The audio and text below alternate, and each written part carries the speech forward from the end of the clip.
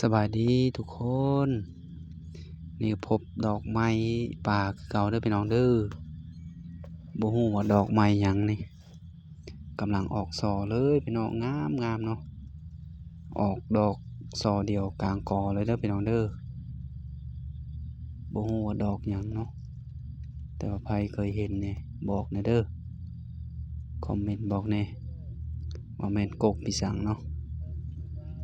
เห็นมันงามเลยถ่ายให้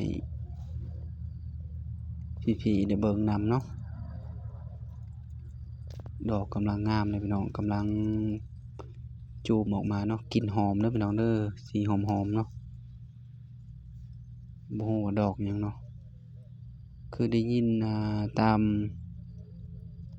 อันนั้นข่าวๆว่าดอกกีบม้าเนาะพี่น้องเนาะต้นกีบม้าบ่นี่คือว่าเนาะเป็นยาเนาะกกอันนี้เนาะเห็นเขาเจ้าเอาไปต้มบ่ไปต้มกินเนาะเอากีบมาเนาะกีบกกมานะเอาไปต้มเฮ็ดยาดีปอดบ่เขาเว้าเนาะแต่บ่ฮู้ว่าแม่นแท้หรือบ่ยังบ่เคยได้เฮ็ดเด้อพี่น้องเด้อบ่เคยได้นำใช้เนาะไผเคยนำใช้แหน่ก็คอมเมนต์บอกหน่อยเด้อกกก้านมันก็มีหนามเนาะมีหนามคล้ายคือกันกับกกผักหนามเด้อพี่น้องเด้อ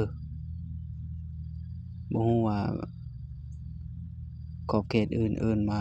กกหยังเนาะนี่เห็นบ่ก้านมันจะเป็นหนามๆเนาะบ่ฮู้ว่าดอกหยังเนาะพี่น้องเนาะมาฮอดนี้คลิปก็ได้จบลงเพียงเท่านี้เด้อพี่น้องเด้อช่วยกดไลค์กดแชร์แหน่พบกันคลิปต่อไปเนาะบ๊ายบายเด้อ